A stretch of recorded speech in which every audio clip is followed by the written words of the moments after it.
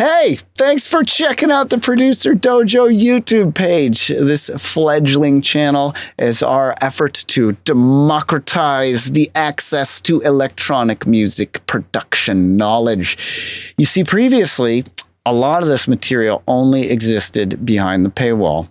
That paywall pays all my bills, buys all these synthesizers you see around me. I love giving music away for free, but it's hard to say, you know what, let's take this thing that was paying for people's lives and toys and make it free. It's tough to justify that sometimes, but you here on YouTube have made it easy by giving us a warm welcome at the Producer Dojo YouTube channel. It's growing faster than any of us ever thought it would. Many of the videos have gone kind of semi-viral. We got a lot of nice comments and very intelligent questions from people who clearly are just as passionate about music production as us. And we've made a lot of new friends. So it's been cool, and we are going to do more free stuff. And this is me announcing more free stuff is coming down the pipe right after this gooey announcement. Thank you. Thank you for liking and commenting and sharing and clicking the little bell. Every time you click that bell, a bell rings in my heart. A bell heralding a new era of democratized access to music production knowledge. Yes. Thank you. Thank you for justifying us giving this stuff away that used to cost money. You rock. So because you have been so cool and so welcoming, we have a real juicy selection that we've liberated from the weekly download for you. And that has been rated by many as their number one, their go-to. Like, we asked a lot of our members, like, hey, you've seen all 300, right?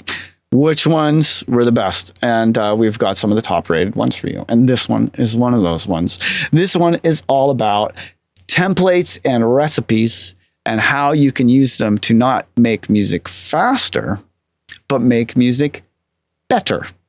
Okay. Now, a lot of people have this weird hang up where they think that like making music fast means making music worse.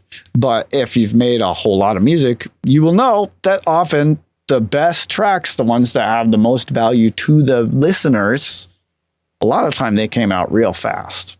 And that's not necessarily going to happen every time you sit down, but you want to do everything in your power to increase the odds that you're just going to have that magic session and the track's just going to write itself. And you're going to be like, first there was nothing, and now there's this amazing thing that I love and my fans love, and holy crap, it came out so easy. I can't believe that happened. Wow. We want you to have that. We want you to have that. And this video is all about that. So don't think about this as shortcuts. This is not shortcuts. This is preparation. You know, do athletes take shortcuts by training? You know, does a chef take shortcuts by prepping their ingredients before they cook? You know, it's not the right question to ask. It's not the right way to think about it. So I'm not telling you that there is a right way or a wrong way to do it. I'm telling you what I have seen work, both for me and for other people in the dojo. And many in the dojo credit using the recipes and templates and timer beats when they're training as the thing that got their instincts dialed, that helped them learn the whole process at once, because you do have to learn the whole process. You can't just focus on mixing and write music by that. You know, you have to focus on all of the things and the way they interact. And one of the best ways that you can learn that is just by repeating the entire process. Don't just repeat the starting part, because then you're just training yourself not to finish music. The only way you can get better at finishing music is by finishing lots of it. I don't know why it's a contested thing, but if you say that on message boards, hoo-wee, you better get ready for hate. People don't like being told that. No way. But that's the way it is. And this is going to help you get over that hump faster. It's going to help you organize all your stuff, and you're just going to have more fun. It's going to make it more fun, so that when you do have an awesome idea, and it's maybe not like 8 a.m. when you got your cup of coffee and a fresh brain. Sometimes you have an awesome idea at like 10 p.m. and you want to just knock it out quick and see if it works. you know, or sometimes maybe you just came back from a concert and you have this like melody in your head and you're like, I don't think anyone played that. That's new. I got to get that out.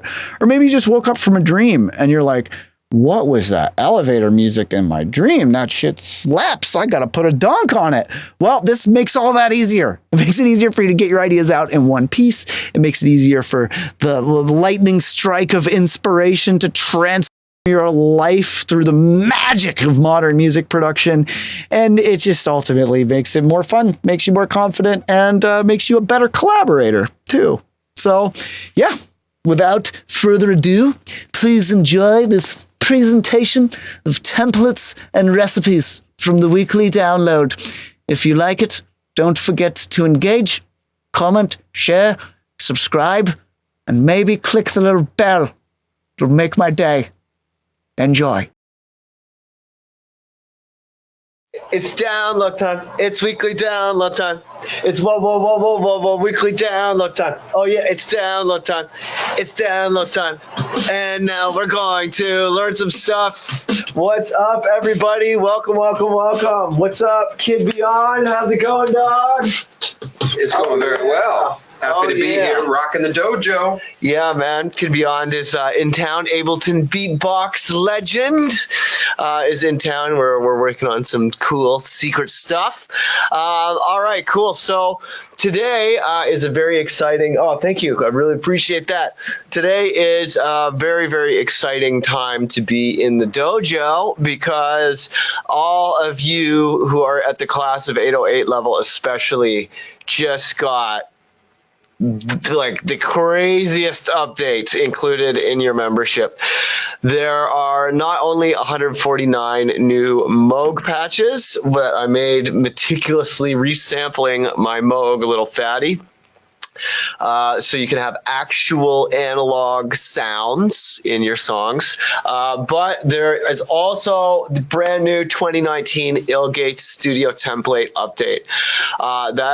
Those two are the beginning of a whole lot of updates that are happening. There's going to be loads and loads and loads of updates happening, making a bunch more sound packs that I don't want to say too much, but there are some very, very cool sound packs coming for all of those who are dojo members. And I didn't want to leave everybody in the weekly download out, so I decided that I would go in and make a selection of the Moog patches available to you. So yeah, if you go into here, I'll start screen sharing. It should be screen sharing now. I think it is. Is it main screen? Yes. Okay, so if you go down here on the left, if you scroll down to weekly download number 9, you'll see I put a bonus episode in this week. And it's not an episode, but there are 5 of the best Moog patches that I made. 5 really, really great analog multi-sample Moog patches. Those are waiting for you in the library there, and you can just download them by clicking on download now. But yeah, all very, very exciting. You may have also noticed that this is weekly download number 100. Very, very exciting. The 100th weekly download. So I wanted to make it a real good one. I wanted to make it a whopper. So today we're going to be talking about how you can build your own palette and start doing timers. Now, I'm not going to give you the ill.Gates Studio template because that is far too big for the weekly download, but I am going to tell you a little bit about the thinking that went into creating this template and about how you can, use your own libraries to make a template that is similar, and why you would want to do that. And actually, if you look through in the weekly download, a lot of the ingredients to make a template are there. You can get the infinite drum rack in the weekly download. You can get my ill.Gates bass racks in the weekly download. There's tons and tons of different synths and instruments. So, even if you don't have full class of 808 level dojo access, you can still make a pretty cool template if you pay attention.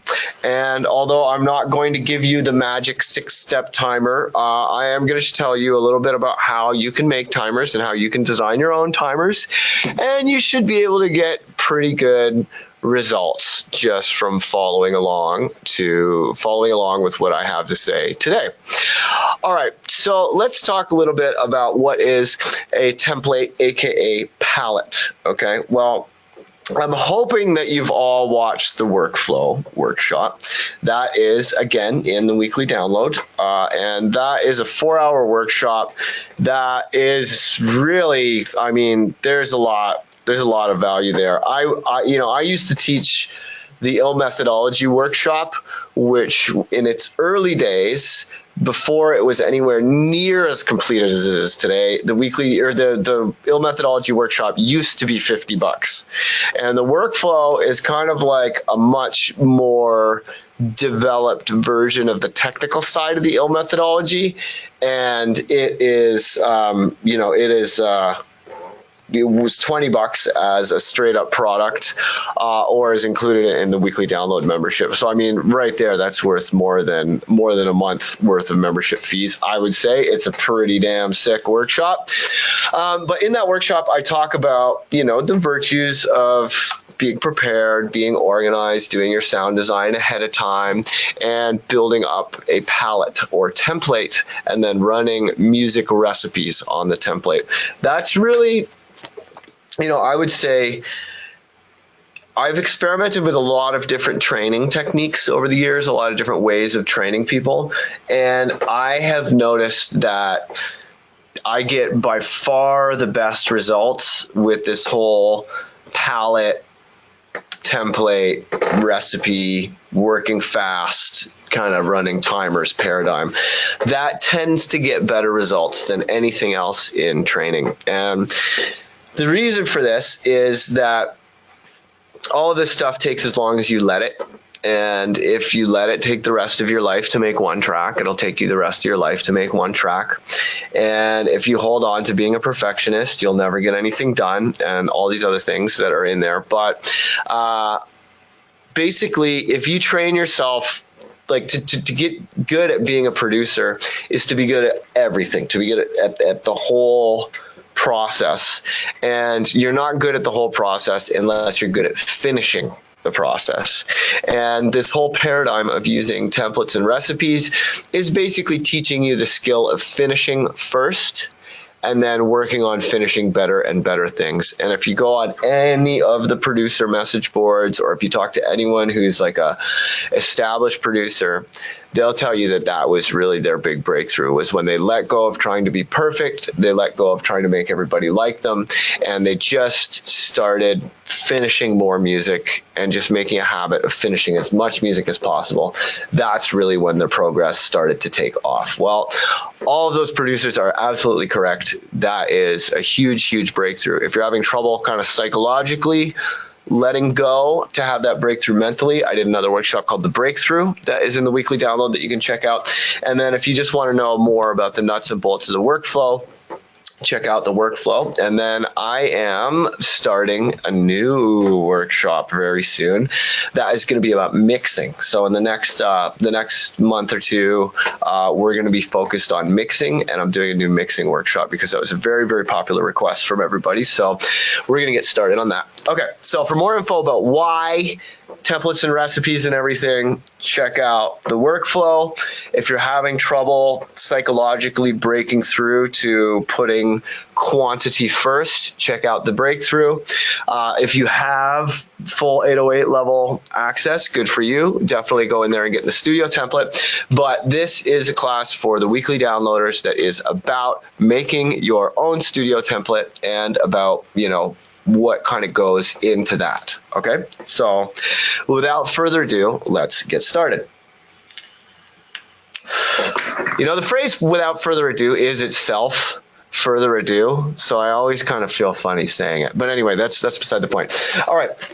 So what this basically is meant to be is this template or palette is basically meant to be everything except for the idea. Everything except for the theme, everything except for the hook, the face, the essence of the song, right? This is just all of the sounds that it makes sense to organize all in one place, just waiting for you to come and add MIDI. So in here, we've got this main beat, which is a drum kit that has, you know, all the main kind of sounds you'd expect in a beat. There's kicks and snares and shakers and hats and percussion. There's this hype channel, which is basically like a synthesized snare drum that I made, but it's being processed to be just up in the highs, because you always need those highs to create the hype and the energy. And then there's a couple other drum racks of like spice. And there's this fountain of glitch, which is all cool little glitchy noises from lots of different modular places, as well as I recorded myself rubbing balloons and stuff. I made some balloon noises.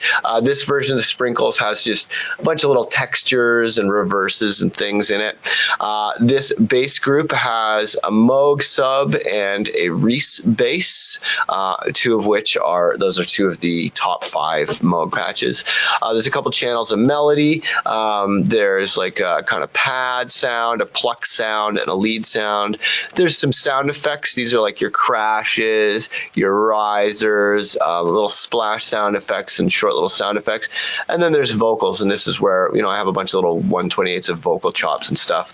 But this is kind of like, you know, every template is different. So I want to go kind of back to basics and talk about what are the ingredients that pretty much any template would need. So I'm going to get out a text file here, and I would encourage you to take notes. I'll give you this text file after, but I would encourage you to take notes, and we'll talk about what is going into these things. So first thing you're going to need is what I call the muscle, aka meat beat, okay?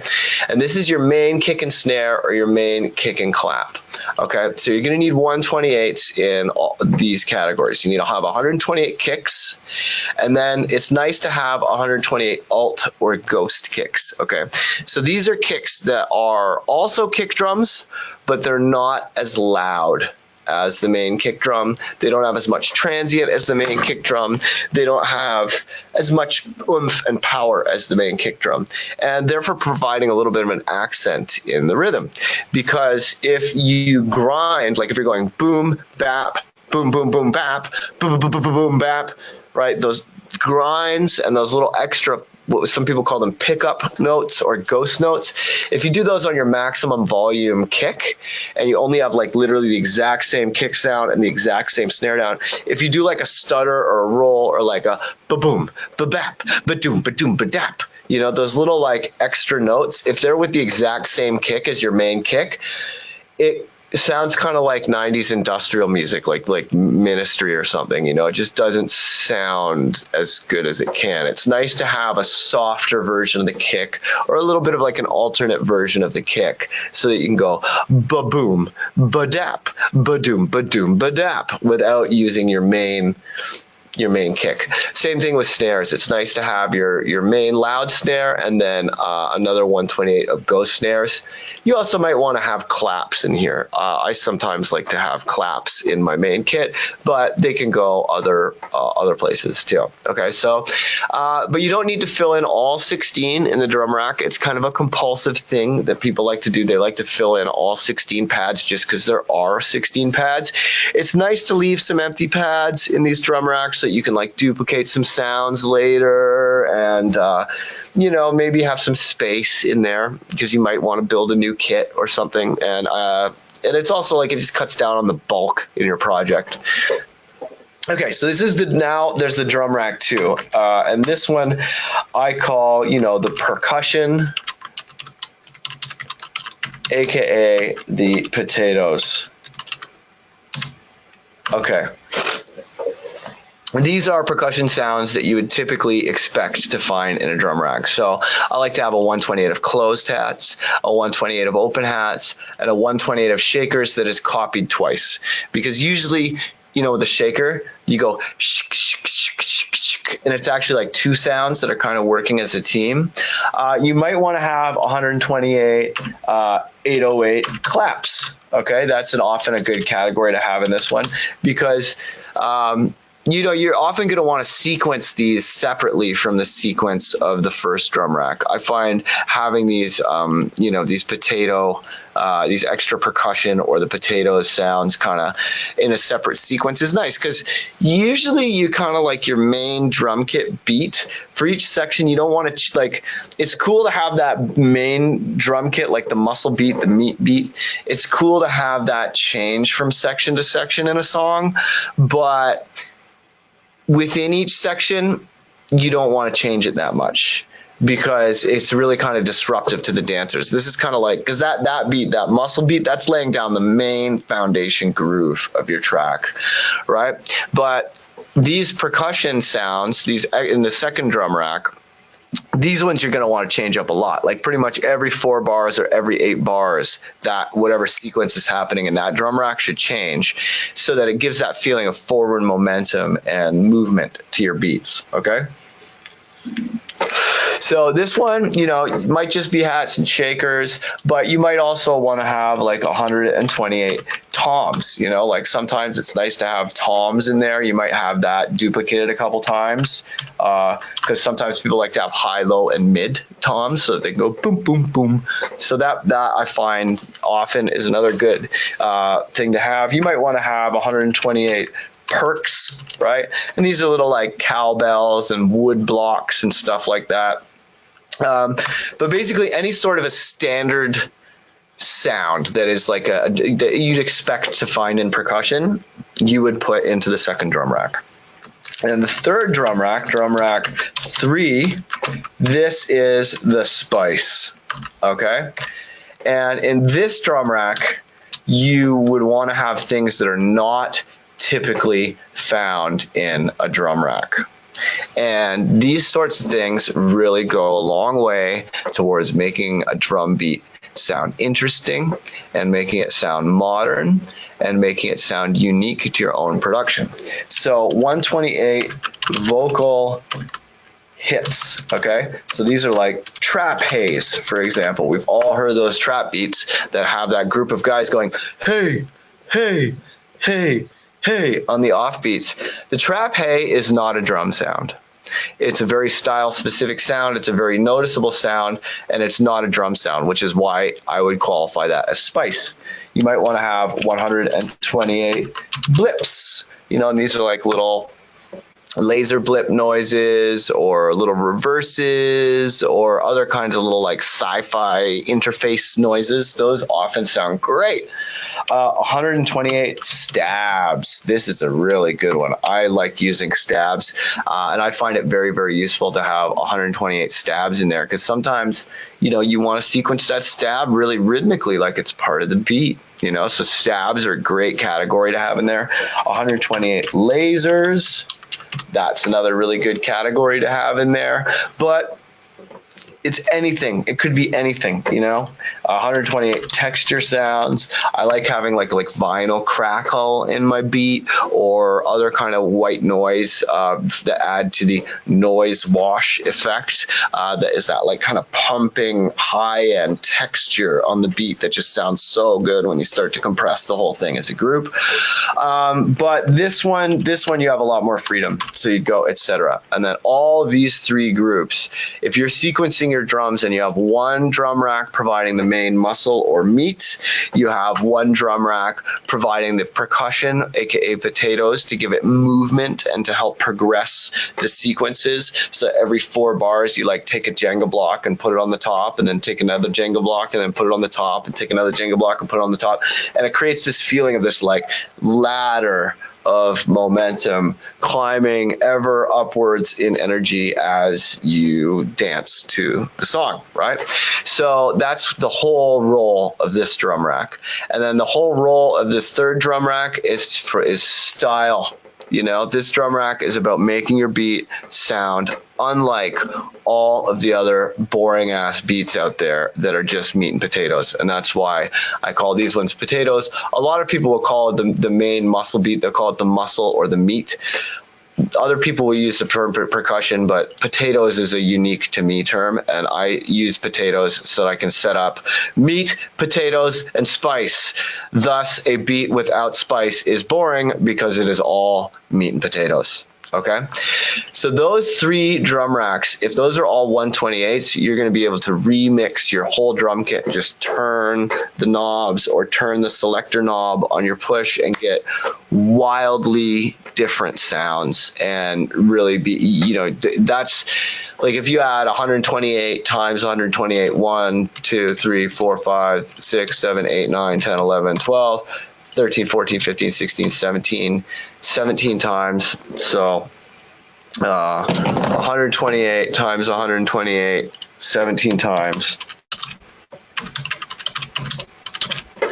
I mean, once you get to 3 times, you're already at 2,097,152.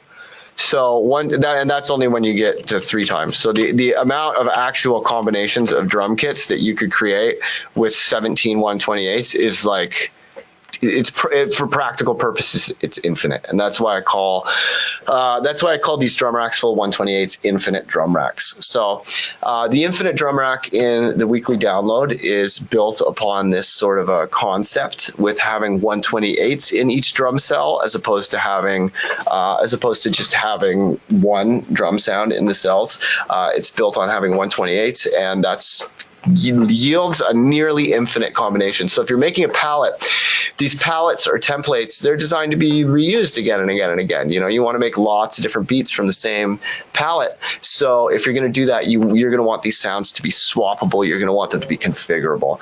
But I would say that your palette should definitely have these 3 drum racks in it. And then on your drum group, right, on the drum group, you want to use the drum bus plugin or the drum bus device or whatever is close in your DAW. Okay. And this plugin, this drum bus plugin, is just amazing. It's such a great plugin. It really adds a lot of power and grit to your beats. You can turn anything into an 808 with this boom knob, and it's just amazing. It's just amazing. Hey, what's up, Dave?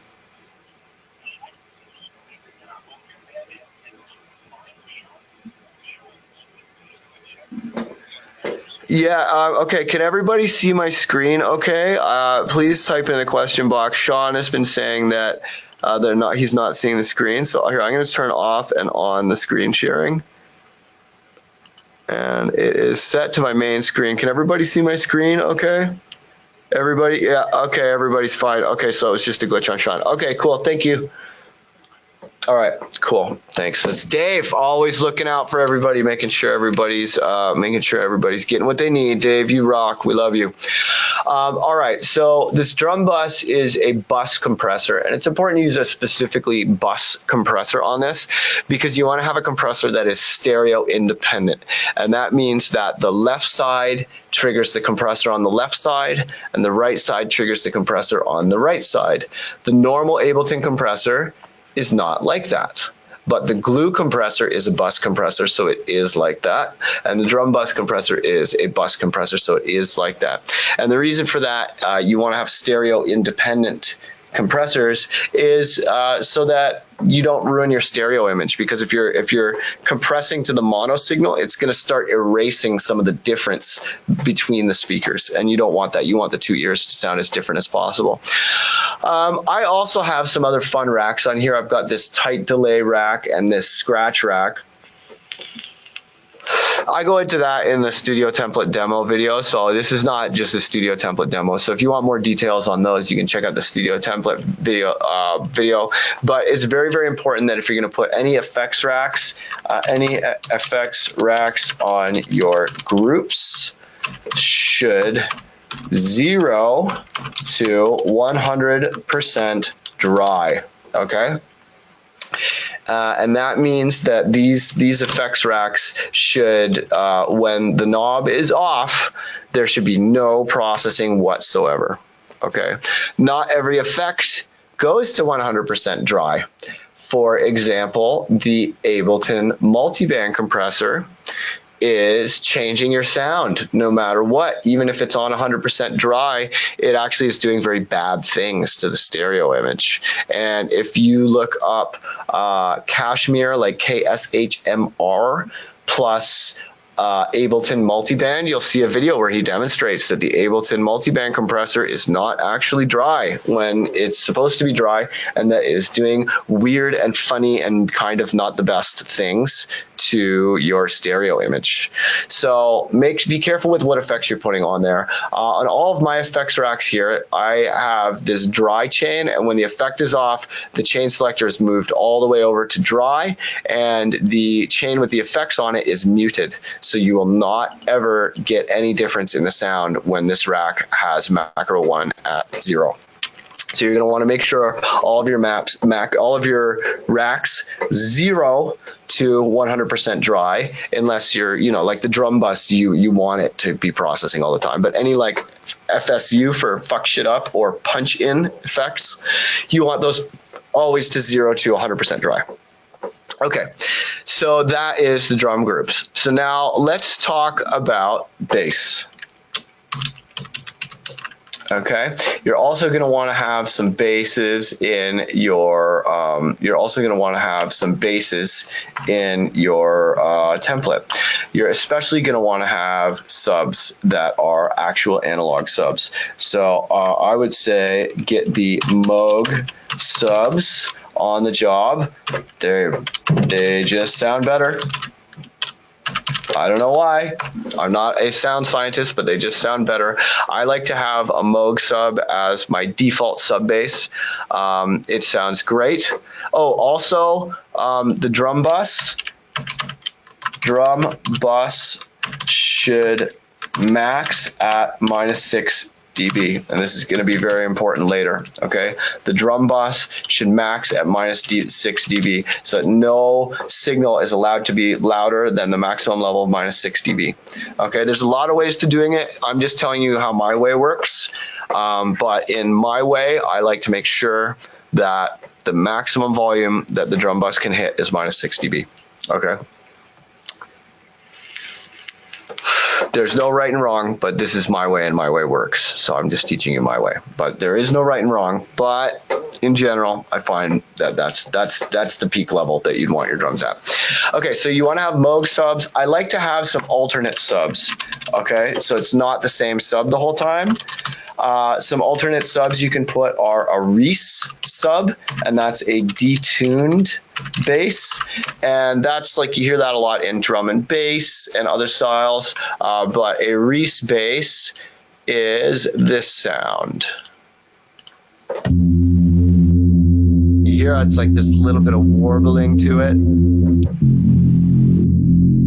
It's like it's either menacing or comforting, depending on the context, but a Reese bass has a little bit of detuning in it, and it just provides a different sub texture. Okay, you also might want to have an 808 sub bass, right? 808s make fantastic sub bass, and they have a different dynamic. They're because the 808 is a drum machine. It's not actually a bass line generator. The 808 is a drum machine, so the 808 is not going to have that same bricked loudness that a normal sub has. It's going to be like a drum with a really long tail, so it's going to have a different volume dynamic that's kind of like slowly going down, unless you limit it and make it into a brick, which you're totally welcome to do.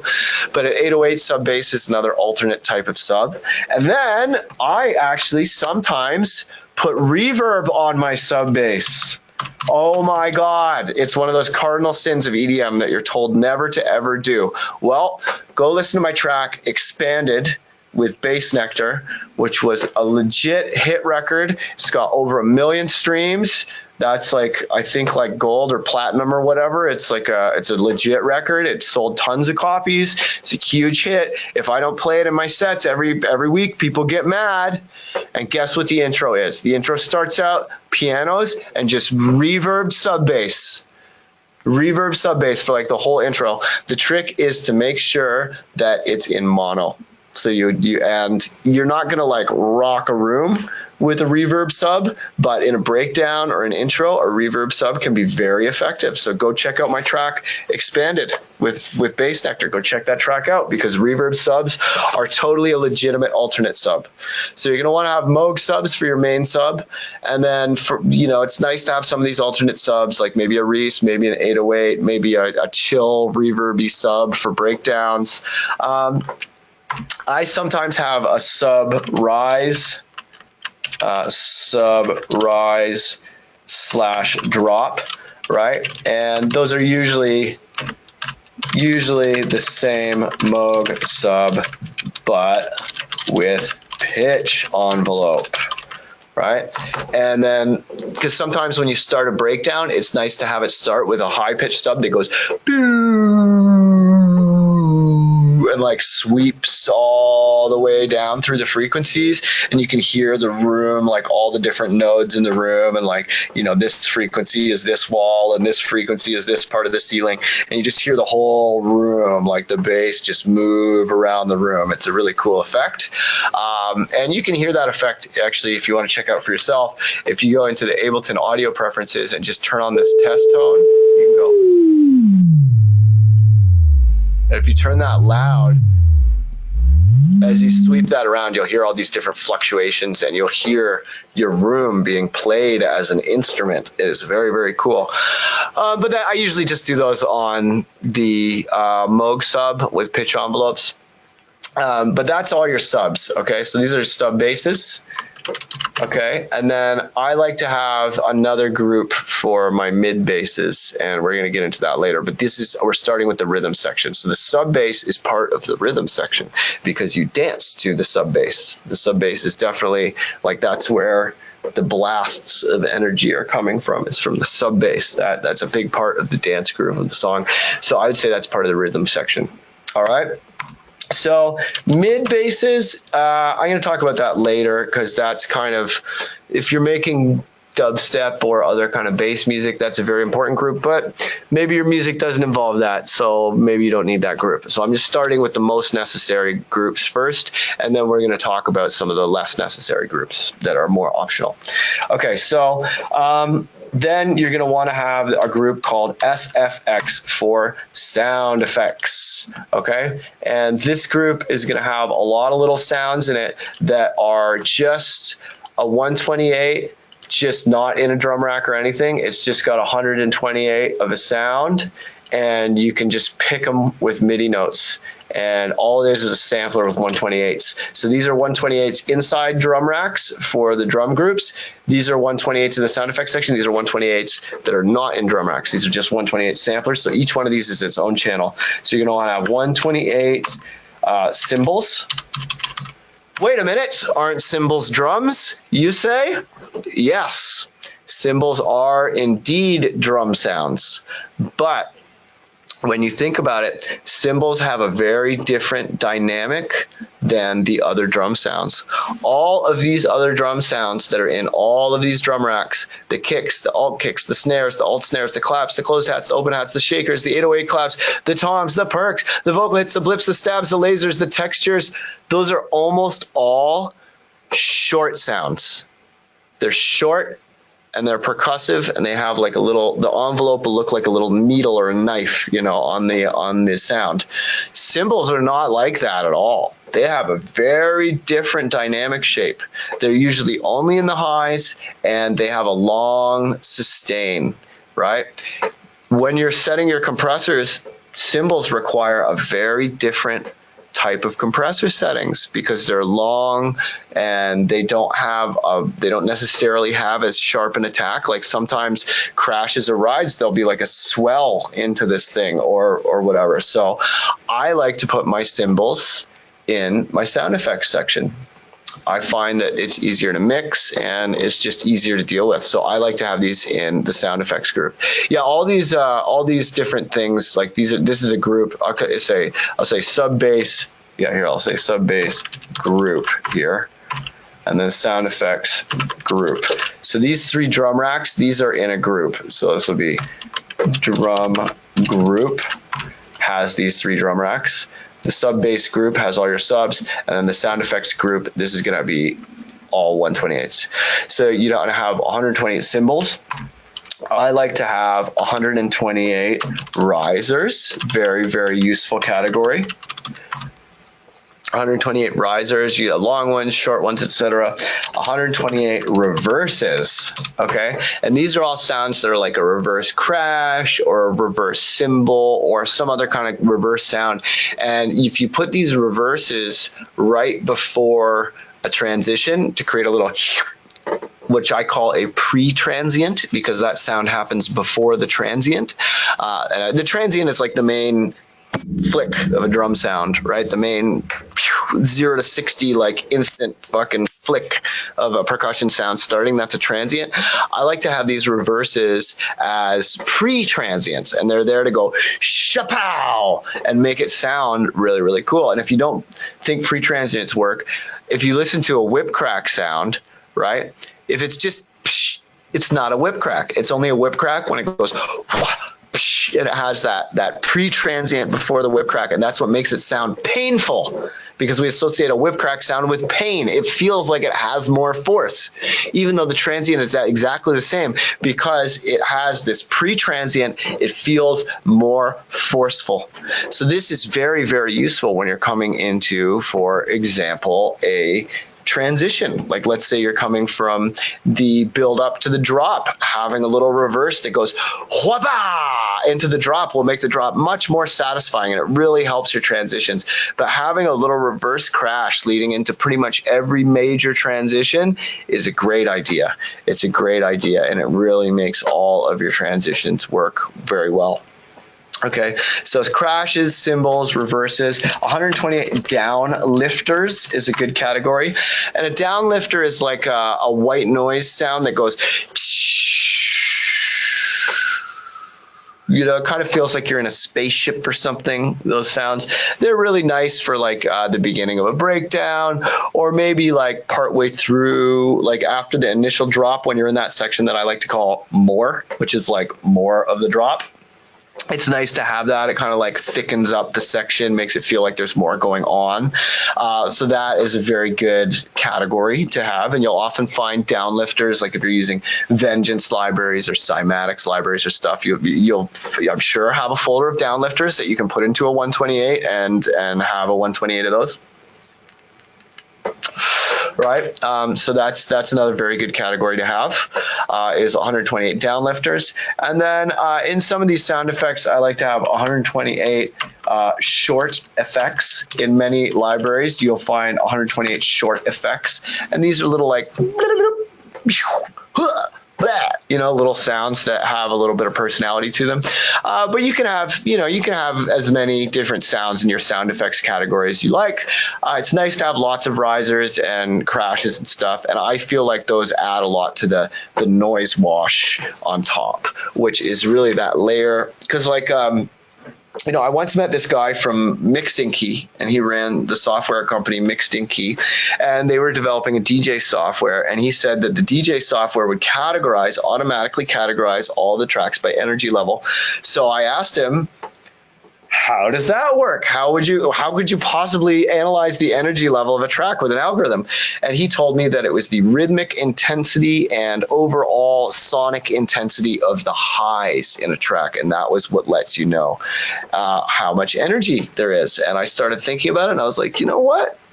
He's kind of right. Like, it's not always 100% true, but as a general principle, I was thinking about it, and I couldn't come up with anything better than that, because, you know, breakdown can have just as much bass, sometimes more bass than the drop in your breakdown. So, you know, yeah, I think the rhythmic intensity and overall intensity of the highs, I think, you know, that makes sense. So it's nice to have these sort of like pumping, washing sounds. Okay. Oh, wait, let's talk about the group processing on the bass group. I like to use the drum bus plugin again.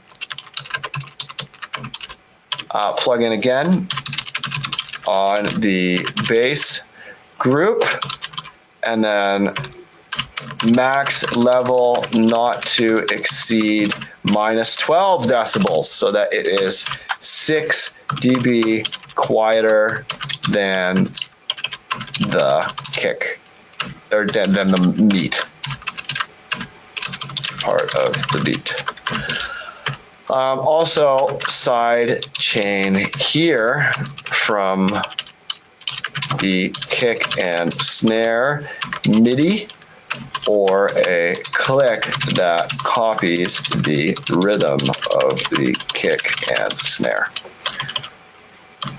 Okay, and that's where you put your side chain. So you'd want to have a side chain there to stop these sub basses from getting in the way of your main drum transients. Okay, the sound effects group is also going to want to have some kind of a maximum level on it. Usually I just do it by carefully leveling, but level not to exceed, and then I usually like to keep these things a little bit quieter.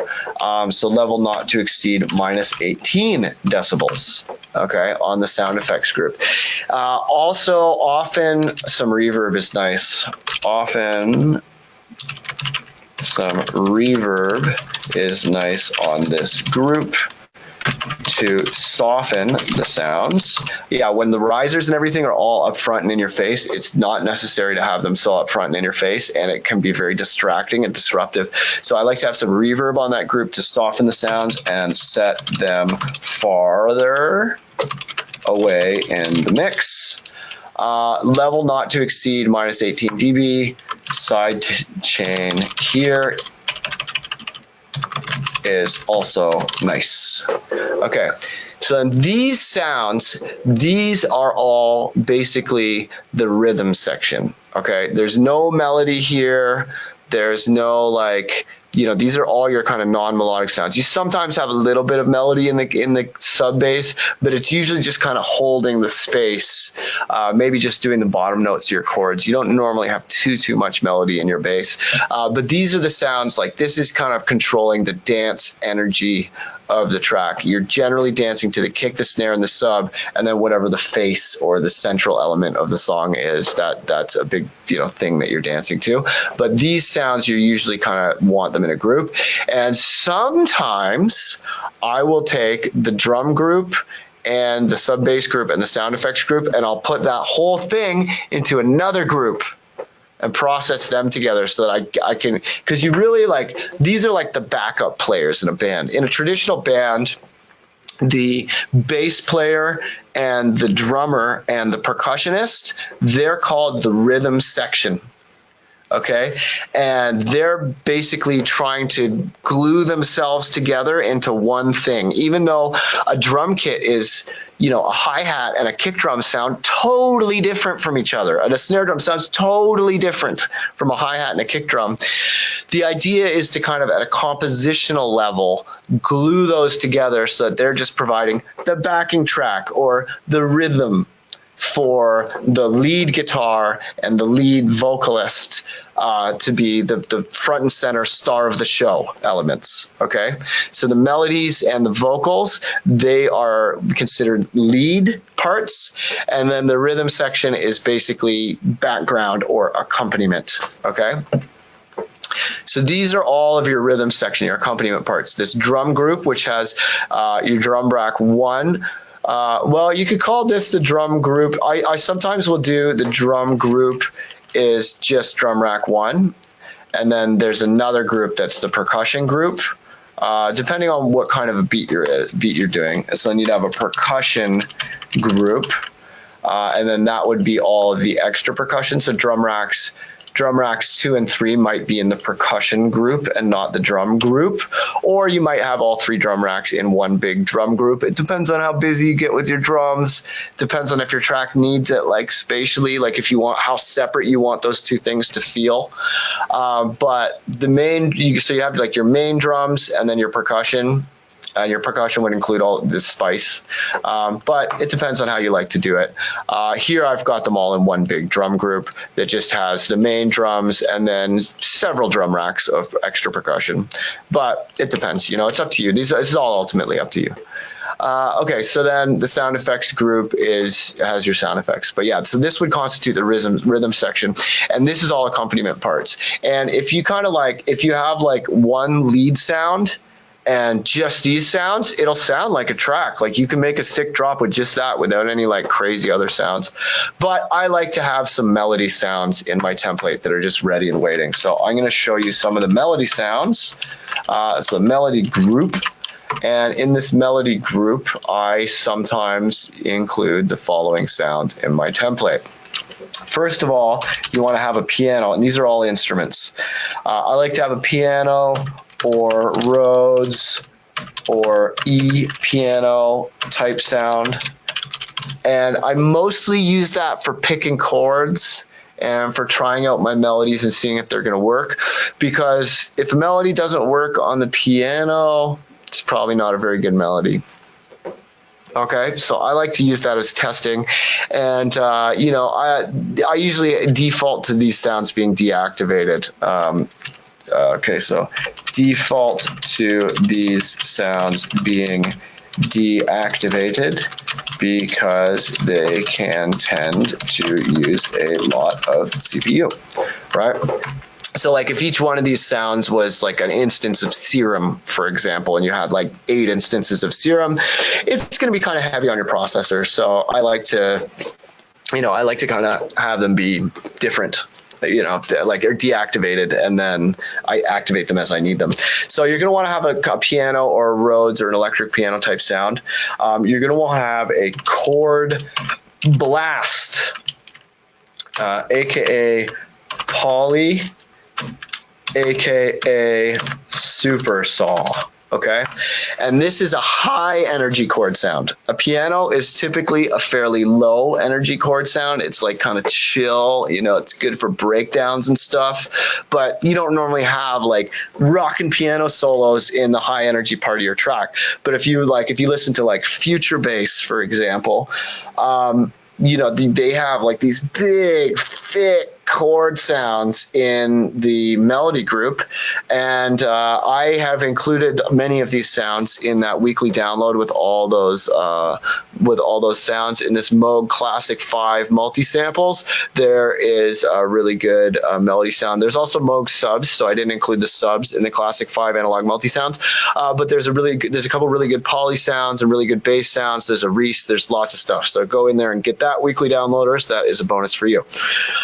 Okay, so this melody group, you're going to want to have a piano or electric piano type sound. You're going to want to have a chord blast, and then you're going to want to have a chord pad, aka polysynth, aka chill pad or chill chords, right? Because you don't always want high energy chords. Sometimes in a breakdown, you want some like smooth, chill sorts of chord sounds. So it's nice to have an instrument ready in case you have an idea that has a melody that could be played on one of those sounds.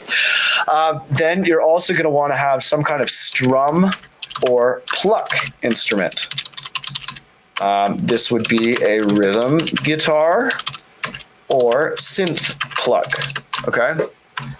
Because sometimes you want to have like a boom chuck-a-doom chuck, boom chuck-a-doom chuck, or you know, you might want a synth pluck noise if you're trying to go all Martin Garrix on this bitch. You never know, right? So you want to have a strum or pluck instrument, and then you're going to want to have a mono synth lead, aka the Funky Worm, okay? And that patch is called the Funky Worm because of this sample, Funky Worm, Ohio Players. So this sample you will definitely recognize. This is one of the most sampled samples of all time, and this is the Funky Worm patch. Take it, fellas. There's a worm in the ground, yes it is. Yeah, 6 feet down. the song, I think it's like 1969 or something. He only comes around when he wants to get down, but when he comes out of his hole, he sounds something like this.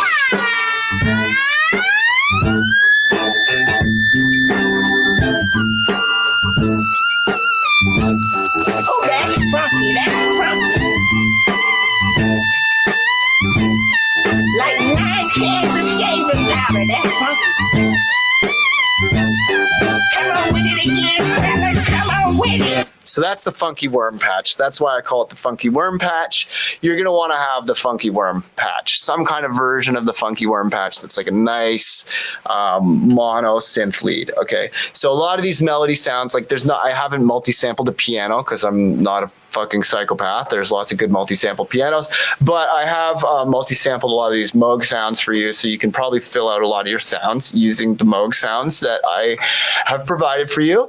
But yeah, so you're going to want to have those kind of basic melody sounds in there. So, you know, you want to have a pad, a lead, a pluck, a piano, a super saw.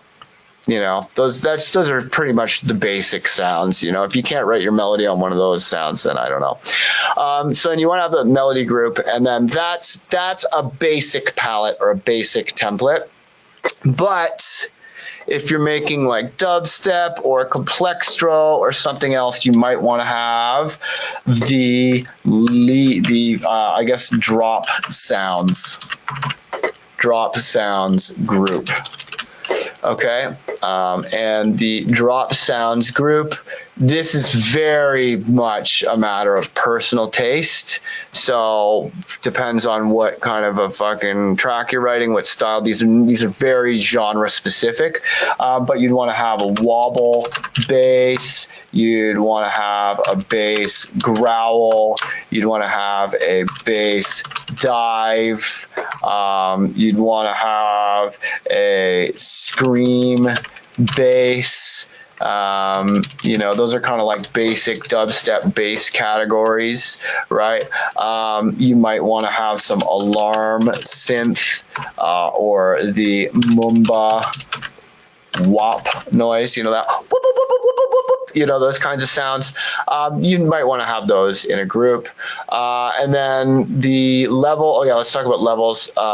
Levels for melody, level not to exceed minus 12 decibels, usually minus 18 unless it's the face or main lead sound. Anything in the rhythm section should be about minus 18, only come up near minus 12. Like the sub bass should be the second loudest thing to your main bass, right? And that's at minus 12, and that's as loud as you should go for anything that's not your kick and snare. So if you're mixing a pop record, it's kind of a tie between the sub and the vocals, but you never want to put anything past minus 12, unless you know you're breaking the rule and you're breaking it on purpose. Then by all means, break every rule I've ever given you. That's fine. All rules are meant to be broken, but generally speaking, you don't want to go past minus 18 decibels unless it's the main face or the main lead. Okay, and then side chain here is also sometimes appropriate. Oh my god, I forgot how to write. Appropriate, but not always. Okay, same thing with these things. So level here, not to exceed minus 12 decibels. These sounds are almost always lead sounds. Okay, so you don't want these sounds quiet. You want these sounds fucking loud when they're in, really, really loud. So you want these sounds loud, and because you want them loud, side chain here is nearly always appropriate. Okay, so if you go through and you put those sounds together into, if you go through and you put those sounds together into a palette and then you save it somewhere, that will make an excellent starting point for you to come in with you start with a new spark each time, and a spark is a sound that's there to inspire you, to provide a framework for everything else. I get into this all in the workflow workshop, but you want to start with a spark, preferably a spark and a face, but start with either a face or a spark, and then everything here, this stuff is all just waiting for you. Oh yeah, and then also default to these sounds being deactivated to start, because they can use a lot of CPU. Okay, that's about everything I'd add to this notes file. So I'm going to copy and paste this. Actually, I guess I'll save it and then I'll just give it to you here. So file, save as studio I'll just call this, studio, or palette. I'll call it palette ingredients. Palette ingredients. I might as well put ill.Gates at the beginning. ill.Gates palette ingredients. Okay. Save that there. And then I'm going to go to my handouts section and use the handouts feature. There we go. Okay, you can all get the palette ingredients. Oh, it doesn't support that format. Annoying. Okay, file. See, I'll do it as a PDF. Palette ingredients, PDF. Okay, let's try that again. Palette ingredients.pdf, upload. Okay, that's worked. All right, so go get those palette ingredients. There's your list of ingredients for making a studio template. All right, so now once you have a studio template or a palette, I like the term palette because template implies that you would use the file folder here to save current set as default. I do not do that. I do not do that because it makes Ableton take forever every time you load it, and things crash. You know, you're going to be rebooting Ableton in the middle of a session loads of times when you're working. Things crash, things break, and if you have to wait like 3-4 minutes every time you do that, it's really annoying and it's a big productivity suck. So my default Ableton template is just nothing in it for maximum loading like efficiency. You know, I don't put anything in it, so I want it to be as quick and efficient as possible. So I don't like using the term template because template implies that you should save it as your default template, which I don't think is a good idea anymore. And it also implies that you start every single track from the same template, which is not always true. Different templates will yield different results. Sometimes you want to have a really stripped down template. Sometimes you want to have a template that's like, let's say you're not making a banger. You might not want all those aggressive party noises in your drop sounds group. You might not want those sounds. So, you know, different workflows have different ways of working. So I prefer the term palette because you can have many different palettes and you don't save a palette as your default template. So I prefer the term palette. But those are the ingredients for a palette. So now, why is it so important to use a palette? Well, it's important to speed up your workflow when you're trying to make the best track of your life, but it's also very important to speed up your workflow when you're trying to get better, okay? And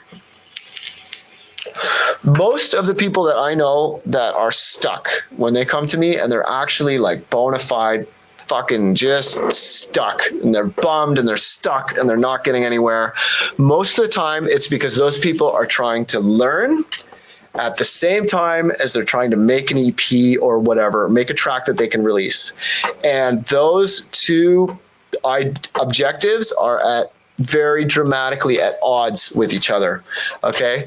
Because you gotta just face the facts that nothing comes out perfect the first time, you know? What happens when you're making pancakes and you make the first pancake? The chef eats the first fucking pancake, okay? A lot of these tracks, if you're starting, you're gonna be making first pancake tracks that you maybe don't want anyone to see, you know?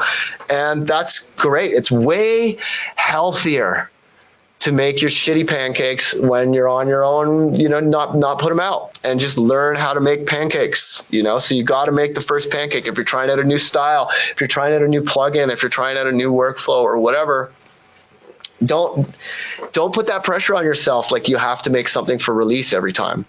And if you get used to doing these quick tracks, like just finish it, let go of what you think about it. It doesn't matter what you fucking think about the track. It just matters that you finish it.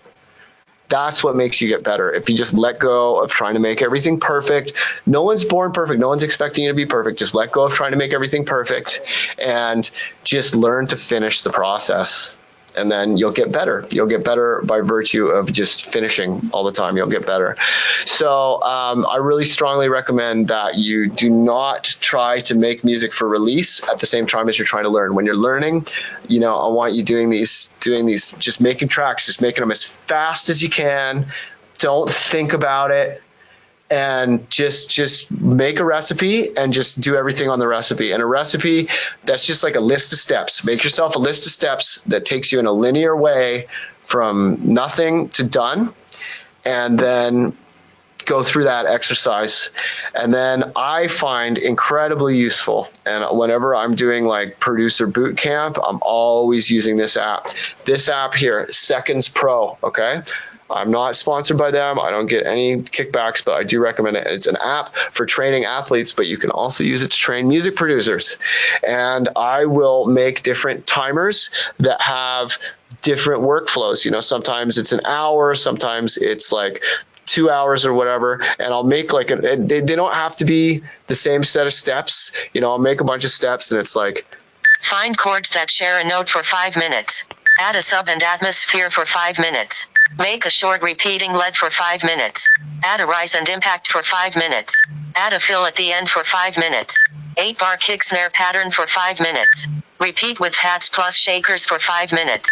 Ear-catching polyrhythm, etc., etc., etc. Now, I'm not going to give you all my recipes because that's part of this other course that I'm working on called the EDM Cookbook. I think I might actually change it to the Beatmakers Cookbook because I think people think of EDM and they think of like Steve Aoki and shit, and not everybody makes that kind of music. So I think I might change it to the Beatmakers Cookbook. But I'm making this other course that is based on recipes, and so I don't think it would be fair to the people who pay for the 808 if I give you all of my recipes, but just know that they're essentially arbitrary. You can make your own recipe, see if it works, see what you come up with. If it doesn't work, change the recipe. Okay, they're not magic.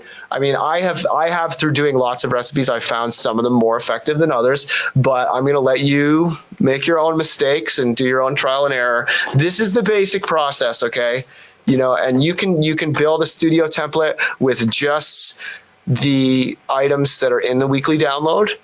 And if you watch the breakthrough workshop or if you watch the workflow workshop, there is an example recipe right in there that you can program into your timer and use. Okay. So if you do that exercise, try and keep your recipe to an hour or less. And if you do that shit every day, do it like every day. It's hard to make a track every day, but it's easy to do a timer every day. And if you do that, if you make yourself a palette and do the recipe every day and, improve the recipe each time, improve the palette each time, because you can keep saving over your palette and improving it. Be like, you know what, I don't like that bass sound. I'm going to switch it up and add a different bass sound. Or like, I'm sick of that one poly patch. Let's switch it up. You can change your palettes all the time. And often at the end of it, I'll do a save as, delete all the MIDI, and then make that into a new palette. But that is like this process of making palettes and recipes is probably one of the most valuable things that I could ever teach you. And that's why it's weekly download number 100. All right. I love you. And I love hearing your music. It's so fun to share this stuff with you. That is what I have to say for this weekly download. Let's answer some questions. All right. Oh, Baden says, nice hair. Yeah, my wife hooked me up, man. She's just here. Yeah, 100 weekly downloads. Okay. Hey, Dylan, do you have a drum and bass template I could have? Possibly one with the perfect frequency of sub bass. Brandon, there is no perfect frequency of sub bass other than below 100 hertz. Basically, between 35 to 40 hertz and 100 hertz, that's the sweet spot. And then the studio template, the current studio template is a drum and bass template. Check it out.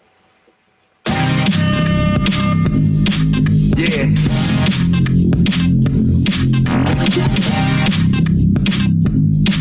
Yeah. Yeah.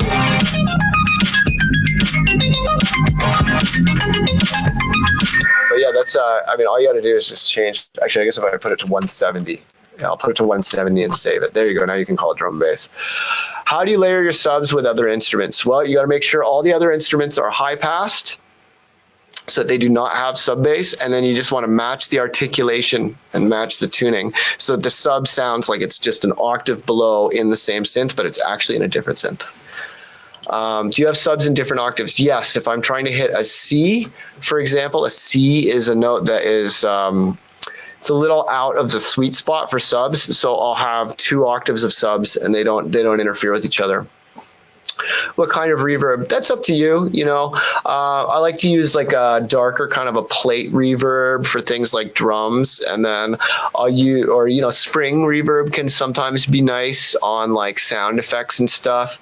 And then I like to use like a hall or a room reverb, sometimes like a big room reverb on my vocals. The Valhalla reverbs are probably the kind of, most people agree that they're the best. I like a lot of UAD reverbs. Did you release those Moog multi-samples for us weekly download members? Yes, I certainly did. There are the Classic 5 weekly download number 99 is a bonus that I made for you that has 5 of the best ones. What's the name of that chord app? I'm not sure which chord app you're talking about. Beatmaker's Cookbook is a way better name. Yeah, I think so too. Dylan, you got the ear-catching polyrhythm for Mitch Brady's timer. No, Mitch Brady's timer is based on my timer, homie. Of course it's based on my timer. Come on. Okay. And then what's the process for dropping by the dojo to say hi and check it out? I'm going to be in San Diego.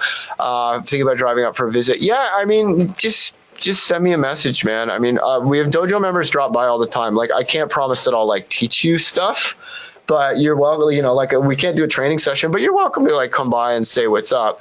But the dojo visits, like if you're here to get training or if you're here to sit in for more than like a full day of work or more, then yeah, that's definitely like you'd have to arrange for an official dojo visit. But if you just want to stop by for an hour and like, you know, have a cup of coffee and maybe a joint and a hug, that's totally cool. Just hit me up. I'm easy to get a hold of. My email, I'll send you my email. It's mgmt@ill.Gates.com. Please don't blow me up, though. I get so much email. Please don't blow me up. But mgmt@ill.Gates.com. Nice shirt, dude. Where'd you get it? I don't know. It was a gift. My wife got it for me. She has. She's also responsible for all the funky anime pillows you see in the background. Oh yeah, Jacob Romero's loving the new studio template. Oh, amazing, man. Yeah, those Moog sounds. I had to do it. I needed, like, there are other Moog multi-samples, but rather than just telling you to buy other people's, I was like, I want to make one that I can give people in the dojo. Do you recommend that you have blank slate when opening Ableton? Yes, I do that so that it's fast. Is there a way you could save pieces of your palette so you can easily pull everything out? Like your drum group has a few racks in already. Is there a way for me to save all of them together? Yeah, you could just put all of the racks into a group and then save that. But I just save them all in my library. You know, my library, I have tons and tons of racks in here. Like if I just go to my user library, and then, you know, in my user library, there's audio effects racks, and I just have all these folders and folders of racks. So I just save them as individual racks, and then all of my rack categories have an exclamation mark at the beginning, so I can tell they're mine, and so that they're at the top. How did you make the left and right drum bus compress separately? They are automatically compressed separately in the drum bus. Most bus compressors are like that. The glue compressor is like that, and the drum bus compressor is like that because they're meant to be used on a stereo signal, whereas the normal compressor is typically used on like a normal kind of mono instrument, so it's not like that. Hey Dylan, which ingredients? That's what that list was. This is the list of ingredients. This palette ingredients, that is the list of which ingredients, and those are the ingredients that you would include when making a palette or template. Do you save all of your different palettes as separate Ableton project files? Yes, I do. Is the new template only for Live 10? Yes, it is. It's only Live 10.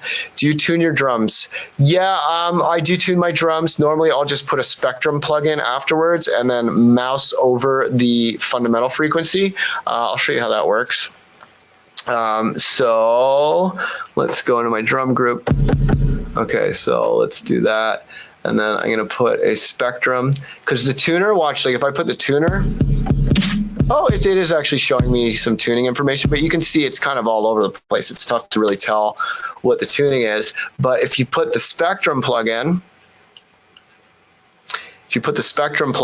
and make it big, see how when I move the mouse around the bottom left of the Spectrum plugin, it's telling me what frequency it is, what note that is on the keyboard, and what volume it is. So if I go like that, and then I mouse over the center of this peak, I can see that sub is, that drum is at a D, it's a D0, 36.6 hertz. That snare, the fundamental is there. So that is a G at 193 hertz, right? And then you can just tune it accordingly from there. Good question. Tuning drums, very important, especially if you want it to match with your sub.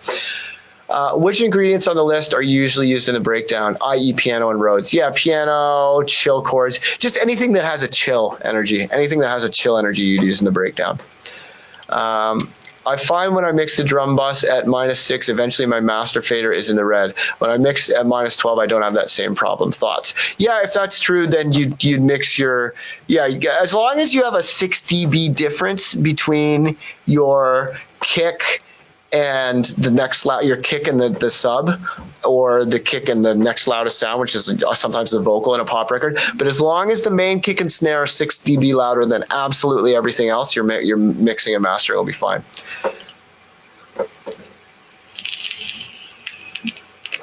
Oh, the app or thing you were pressing buttons on the side that we were talking to. Oh, yeah, Miles, that's not an app for making chords. That's an app for making timers.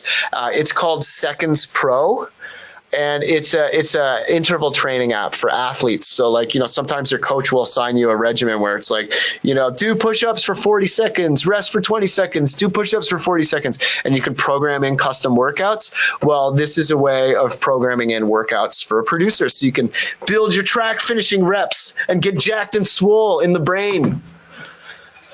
What genre were you thinking to produce when you first started, and how did that change through time? Is there a quick answer? No, it's not a quick answer. How did you choose your genre, audience, or just taste? I started out with minimal techno because that is arguably the best genre to learn the mechanics of actually DJing. And back when I started, I was using vinyl turntables and learning to beat match and all that stuff. It's like you need kind of nice, steady, minimal music. So I knew I wasn't going to play minimal techno, but I collected a bunch of minimal techno records to practice. The music that I was the most into was like rap music, especially Wu-Tang Clan and Rakim and stuff like that. And then I was also very, very into Aphex Twin and Square Pusher and Luke Vibert and the whole like Warp Records, Planet Mu sound. And I was really like, in my mind, I was like, I want to fuse hip hop and electronic music. So I ended up in a breakdance crew because it was the 90s and glitch hop hadn't been invented yet and dubstep hadn't been invented yet. So breaks was like the closest genre that was a fusion of hip hop and other things. So I was a breaks DJ in a breakdance crew, and then over time I started making my music bassier and weirder because I love Jamaican music and I love drum and bass and stuff. And then eventually the music that I was making kind of came to be known as glitch hop. And I helped to create the glitch hop genre with guys like the Glitch Mob and Bass Nectar and Cybeg and Mr. Oizo and stuff. We were all kind of doing stuff around the same time, and then that kind of became known as glitch hop. But now you don't say glitch hop anymore, so people just call it bass music. All right. Oh, Aaron, I'm sorry to be missing you in Indianapolis. That's a bummer, bro. If high cutting the subgroup at 100 hertz, do not high cut the subgroup at 100 hertz. Don't you put the harmonics in, like all the mid basses should be separate from your sub basses. I like to have them in a separate group usually. The bus compressor on the drums would like making a parallel drum bus. No, you're just doing an inline as an insert. Okay, cool. Anyone else have any questions? Anyone else have any questions? Any place to get good female vocals, not necessarily like full acapella, but more than 3 words? There's a lot on Spice, but all popping about love and are not my style.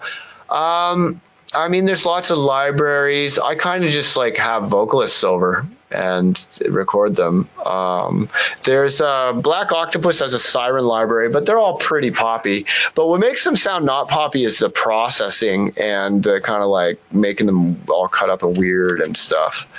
But yeah, cause you can glitch out. If you listen to Burial doesn't sound like pop music at all. And he's like, that shit is full of like Christina Aguilera samples and stuff. Michael says upgrading to Live 10 standard, is standard okay or sweet? I would say sweet all the way. If you can't afford it, standard, but you need sweet to run my template. And you're just going to want sweet. You got to figure it out. Go S a little D or something. You got to figure it out, homie. You need to get sweet. Sweet is the best. Do whatever it takes. Spin around a pole. Sell some weed. I don't know. Figure it out. No, I didn't just tell you to sell weed. Selling weed is bad. It's morally wrong. Do not do that. Don't sell weed. Don't prostitute yourself. I'm joking. It's 2018, so you always have to explain that you're joking. You can't just joke. Okay. All right. Anyone else have any questions before we wrap weekly download 100 and you all get busy with your templates and recipes? I don't want to answer any questions about politics on here. But I'm a Canadian, so that should give you a hint as to what I think about Republicans and that whole platform. Okay. All right. Cool. All right. Thanks a lot for being here today, everybody. I love you all. Thank you for supporting the Producer Dojo project. And congratulations on weekly download number 100. Woo! All right. Lots of love, everybody. I will see you very soon. Peace out.